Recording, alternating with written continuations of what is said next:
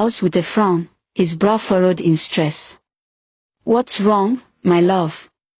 Bidemi asked, stepping toward him with a warm smile.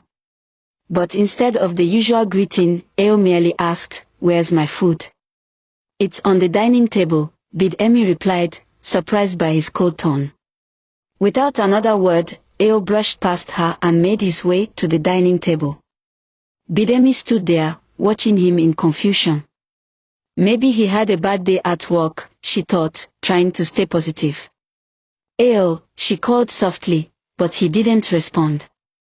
He simply sat down at the table, his face still clouded with anger, leaving Bidemi to wonder what had caused such a change in him. Feeling uneasy, Bidemi followed him into the dining room. "Is something wrong, dear?" she asked again, her voice laced with concern. Eo didn't answer. Instead, he waved her away dismissively.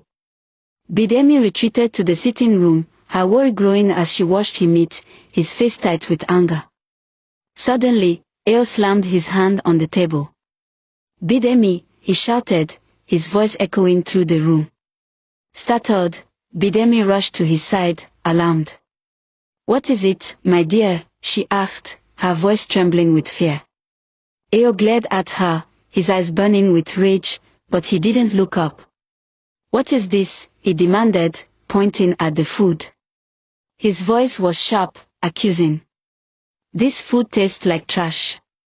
Is this what you call cooking?" Bidemi froze, her heart sinking.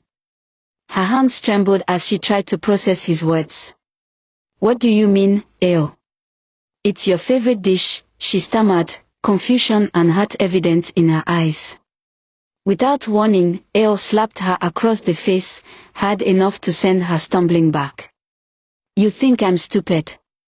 What is this nonsense you cooked? You disgust me," he screamed, his voice full of venom.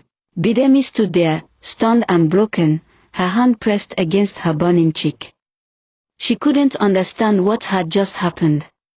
Bidemi still frozen, holding her cheek, tears streaming down her face. "Eo, what have I done wrong?" she whispered, her voice barely hearable. But Eo didn't answer. He stormed out of the room, leaving her standing there in stunned silence. She tasted the food, trying to understand what had gone wrong. The meal was perfect, no too much salt or pepper, the soup was as delicious as always. But Eo had already stormed off, leaving her in a state of confusion.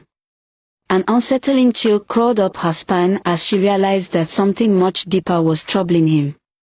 That night, as Bidemi lay in bed, she struggled to fall asleep. Her mind was in chaos, the memory of Eo's anger replaying over and over again. What happened? What did I do wrong? She asked herself, the thoughts circling in her head like a storm.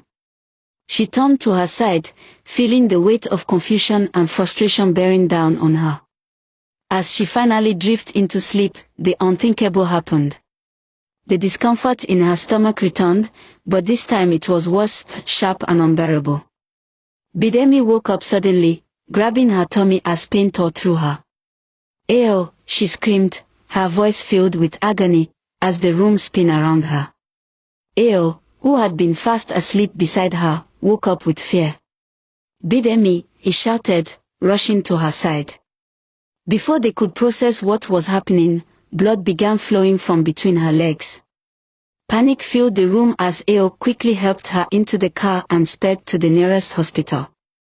The night felt like a nightmare. At the hospital, the doctor's face was serious as he approached them. "I'm sorry," he said gently. "You've lost the baby."